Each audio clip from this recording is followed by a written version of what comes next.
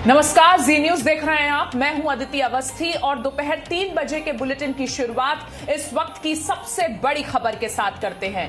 10 राज्यों के मुख्यमंत्रियों के साथ बैठक में प्रधानमंत्री मोदी ने कोरोना महामारी के खिलाफ एकजुट होकर काम करने का संदेश दिया है। पीएम मोदी ने कहा है कि अगर हम एकजुट होंगे तो देश में किसी भी तरीके की कोई समस्या नहीं रहेगी। एकजुट होकर हमें काम करने की जरूरत है। पीएम ने राज्यों से कहा है कि रेलवे और वायुसेना दोनों ही जल्द ऑक्सीजन सप्लाई के लिए युद्ध स्तर पर काम कर रही हैं। पीएम ने राज्यों से यह भी अपील की कि दवाओं और ऑक्सीजन की जमाखोरी पर लगाम लगाई जाए। पीएम मोदी ने राज्यों को बताया कि केंद्र सरकार की तरफ से राज्यों को 15 करोड़ डोजेस वैक्सीन की सप्लाई की जा चुकी हैं। तो प्रधानमंत्री मोदी ने 10 उन राज्यों के मुख्यमंत्रियों के साथ एक अहम बैठक की जिनमें सबसे ज्यादा कोरोना का कहर देखा जा रहा है। और इस मीटिंग के दौरान कई अहम बातें प्रधानमंत्री ने की, जिन पर ज्यादा जानकारी देने के लिए जी मीडिया संवाददाता रविंद्र कुमार हमारे साथ जुड़ गए हैं। रविंद्र, सबसे पहले तो प्रधानमंत्री मोदी ने ये जो 10 राज्यों के मुख्यमंत्रियों से बात की है उसमें साफ कर दिया है कि ये वक्त है एकजुट होकर लड़ने का। बिल्कुल अदिति, देखिए प्रधानमंत्री ने कहा कि ये महामारी का समय है, पूरा देश एक होना चाहिए, एक सुर में बात करनी चाहिए और इसको हराने की हर संभव प्रयत्न करना चाहिए, हम सब मिलकर। उन्होंने ये भी कहा कि राज्यों को 15 करोड़ से ज़्यादा डोजेज दी जा चुकी है और आने वाले दिनों में जो सिस्टम बना है उसमें भी केंद्र सरकार हर संभव राज्यों को मदद करेगी। ये भी कहा प्रधानमंत्री ने, सबसे अपील की 11 राज्यों के मुख्यमंत्रियों से कि हॉस्पिटल्स पर बहुत ज़्यादा भार पड़ रहा है, उसको सुरक्षा देना चाहिए हमें। आपने देखा कई कस्बों में, कई छोटे छोटे शहरों में या बड़े शहरों में भी जहां पेशेंट की हालत ख़राब हो जाती है या किसी को मौत हो जा रही है तो हॉस्पिटल में थोड़ा बहुत हंगामा भी हो रहा है। तो उसको कहीं ना कहीं ध्यान देने वाली बात भी कही है प्रधानमंत्री नरेंद्र मोदी ने।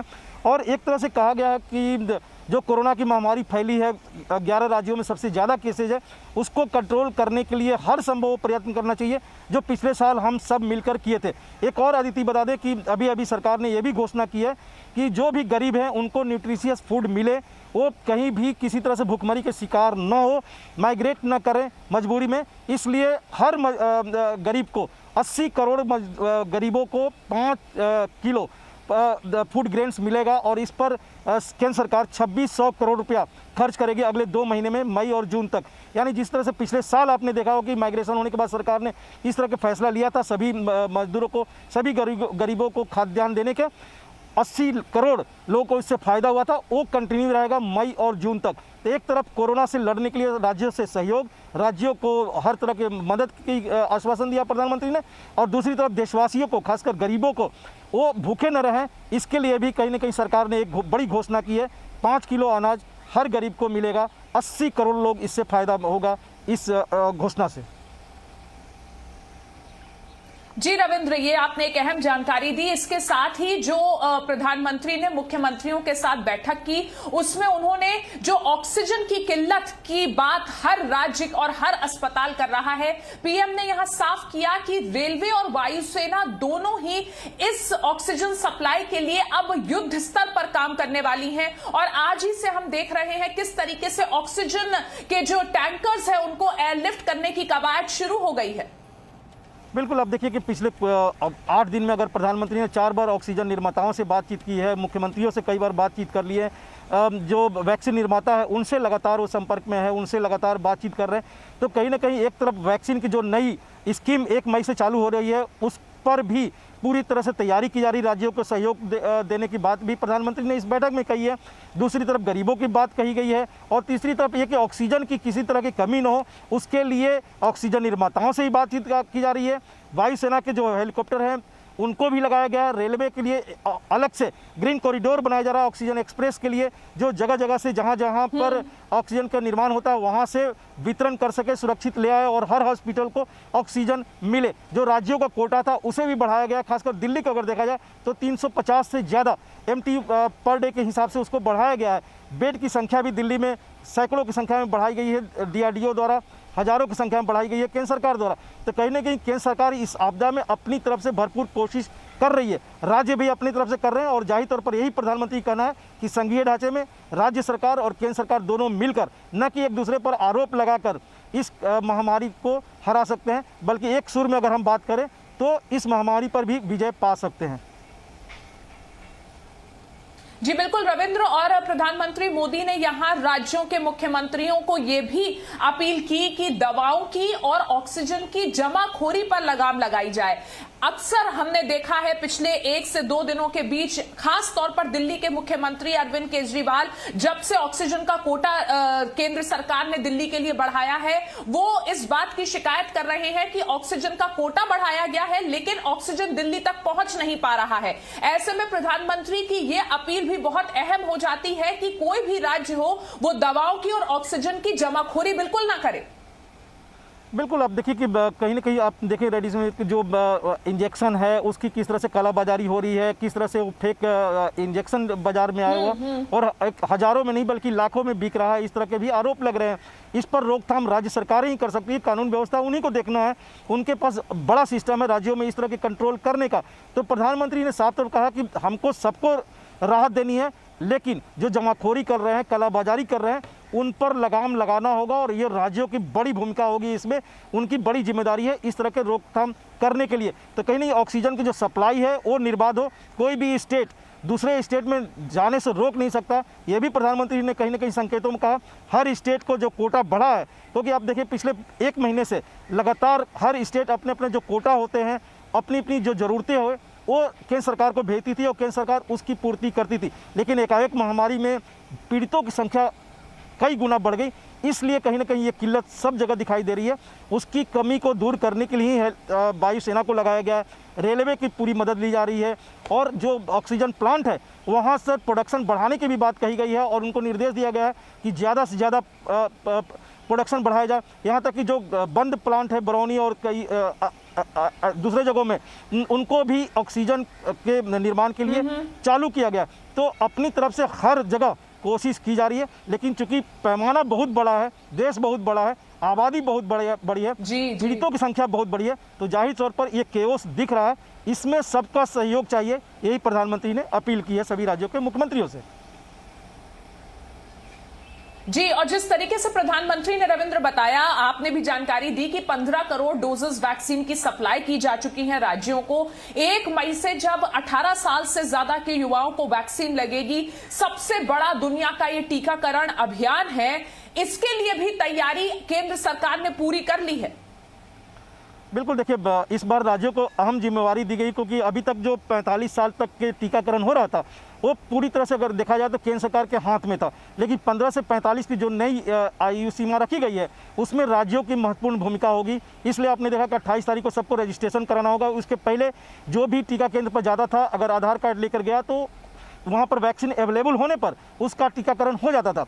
लेकिन इस बार किसी तरह केओस न हो, संख्या बड़ी होगी, ज़्यादा से ज़्यादा लोग इसमें आएंगे लाभ लेने के लिए, तो इसलिए पहले रजिस्ट्रेशन कराना होगा। जो रजिस्ट्रेशन कराएंगे वही जाकर टीकाकरण करा सकते हैं। राज्यों को 50% सीधे खरीदने का एक तरह से और आदेश भी दे दिया गया है, निर्देश भी दे दिया गया है कि आप अपने स्तर पर खरीद सकते हैं। आप असम को देखिए कि असम सरकार ने 1 करोड़ टीका के लिए पहले ही से ऑर्डर दे दिया है, 10 दिन पहले ही से। इस तरह से अन्य राज्य सरकारें भी दे रही है, अपने हिस्से का 50% लेने के लिए ऑर्डर दिया जा रहा है। तो कहीं ना कहीं इस बार का जो टीकाकरण होगा 1 मई का, ये ऐतिहासिक होगा। ऐसा कहीं नहीं हुआ, न कभी हो सकता है। तो जाहिर तौर पर पैमाना बहुत बड़ा है, लोगों की संख्या बहुत बड़ी होगी, राज्य सरकारों की महत्वपूर्ण भूमिका होगी। केंद्र अपनी तरफ से पूरी तैयारी की हुई है, केंद्रों की संख्या बढ़ाई गई है, 70 से 75 हज़ार किया गया है। तो जाहिर तौर पर इसे आने वाले दिनों में और ज़्यादा बढ़ाया जाएगा, क्योंकि केंद्र सरकार चाहती है कि 30 जून तक 35 से 40 करोड़ लोगों को टीकाकरण हो जाए, जिससे कि लोग भी पीड़ित होने से बचे और देश भी इस महामारी से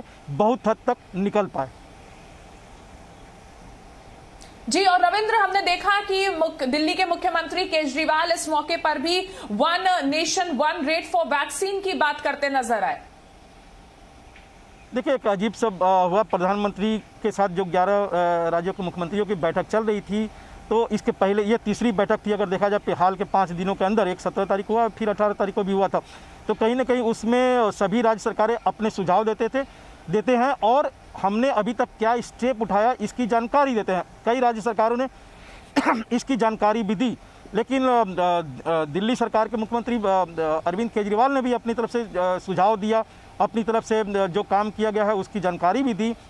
लेकिन रेलवे और एयरफोर्स, दो बातें जो कही उन्होंने, जबकि उस पर प्रधानमंत्री ने कहा कि ये ऑलरेडी हो चुका है, रेलवे के लिए ऑक्सीजन एक्सप्रेस चालू हो चुका है और एयरफोर्स के वायुयान ऑलरेडी इसमें काम कर रहे हैं, जिसको उन्होंने एक्सेप्ट भी किया केजरीवाल ने कि हाँ ऐसा हो चुका है। तो कहीं माफ़ करिएगा, तो कहीं ना कहीं दिल्ली सरकार हो या फिर छत्तीसगढ़ सरकार हो या दूसरे सरकार, रविंद्र जी, सब अपनी तरफ से कोशिश जरूर कर रहे हैं, लेकिन इसमें सियासत न हो, यही ध्यान देने वाली बात है। और यही प्रधानमंत्री ने बाद में अपील भी की कि सभी जो एक प्रोटोकॉल है उसका भी पालन होना चाहिए और सबकी जान कीमती है, उसको बचाने की एक सुर में कोशिश भी होनी चाहिए, न कि आरोप प्रत्यारोप लगे।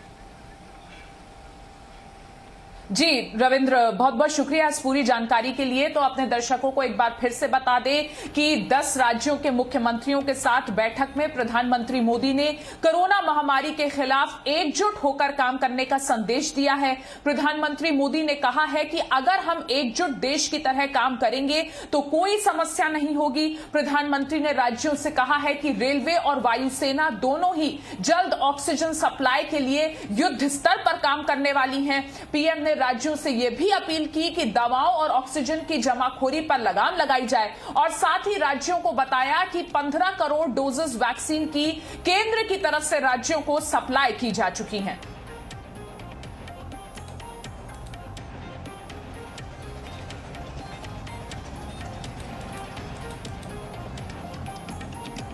और अब बात करते हैं मुंबई के विरार में हुए हॉस्पिटल हादसे की।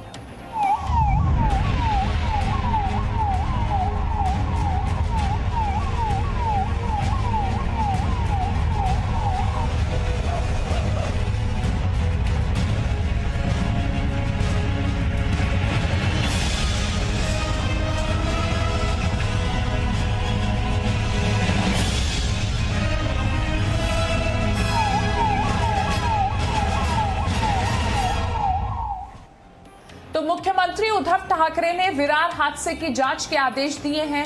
राज्य सरकार मृतकों के परिवार वालों को 5 लाख रुपए का मुआवजा देगी और हादसे के दोषियों पर कार्रवाई की जाएगी, ये महाराष्ट्र सरकार के मंत्री एकनाथ शिंदे ने कहा है। साथ ही एकनाथ शिंदे ने यह भी कहा है कि फायर ऑडिट में हादसे का सच सामने आएगा।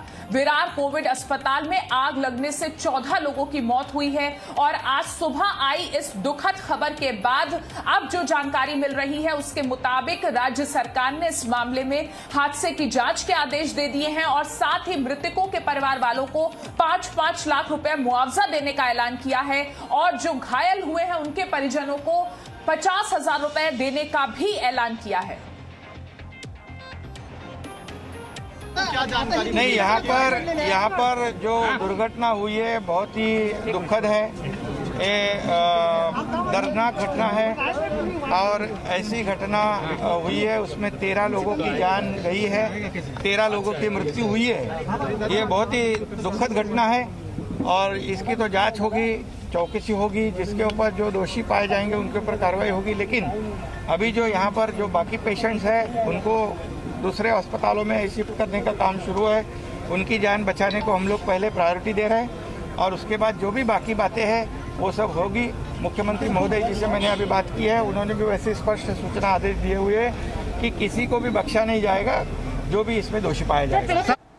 लेकिन इस पूरे मामले पर महाराष्ट्र के स्वास्थ्य मंत्री राजेश टोपे ने एक बहुत ही संवेदनहीन बयान दिया है। राजेश टोपे ने बिहार के कोविड अस्पताल में आग लगने की घटना के बारे में कहा कि ये कोई नेशनल न्यूज नहीं है। ये घटना जो घटी है उसके बारे में नेशनल न्यूज नहीं है ये, लेकिन हम हमारी तरफ से राज्य सरकार की तरफ से पूरी मदद करेंगे। उनको जो 5 लाख रुपए राज्य सरकार की तरफ से गवर्नमेंट मदद करती है, महानगर पालिका की तरफ से 5 लाख मदद किया जाएगा। 10 लाख रुपए मदद करने की जो नासिक में घटना घटी है उसी टाइप में हम मदद करेंगे। फायर ऑडिट, स्ट्रक्चरल ऑडिट और इलेक्ट्रिकल ऑडिट ये हर लिए जरूरी होता है। वो अगर इम्प्लीमेंटेशन नहीं हो रहा है तो जो इम्प्लीमेंट नहीं कर रहे उनको बिल्कुल बहुत सख्ती से कार्रवाई उन पे की जाएगी। 14 लोगों की मौत हो गई है और मंत्री साहब को ये नेशनल न्यूज नहीं लग रही है। एक छोटा सा ब्रेक यहाँ लेते हैं, फौरन लौटेंगे, बने रहिए हमारे साथ। Presenting B News app available on Google Play and App Store. Download it now.